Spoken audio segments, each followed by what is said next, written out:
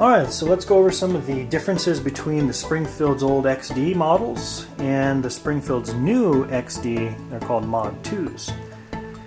So here is the old XD models. As you can see, the grip is the standard grip, and this is a subcompact. Sorry, I had to use the extended grip, but you get the idea.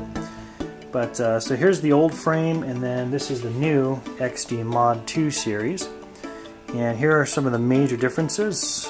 Cosmetics, of course. You're going to have the new grip zone.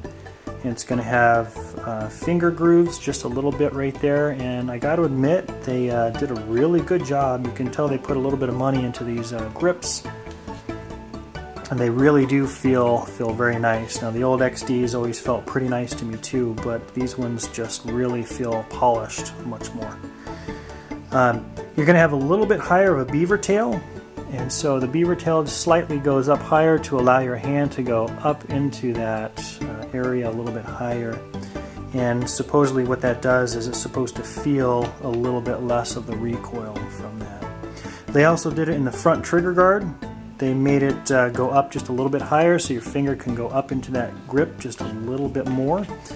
And let's see if I can get a clear representation of that versus the old one. It goes up a little bit, but you can clearly see it's not as much as the new Mod 2s. Some other differences are the serrations on the slide right here. They added this little lip on the back of it, which kind of extends out. So in case you slip, you can grab that a lot easier. So here is the old XD, and you can see that they are just completely flat.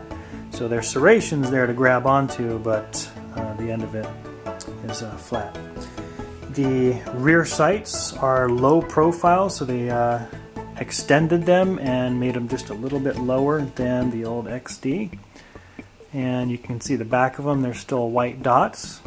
But then again, you can clearly see the front sight now. The Mod 2s are going to be the fiber optic front sights, so they give you red, and they also give you a replacement of yellow in the box.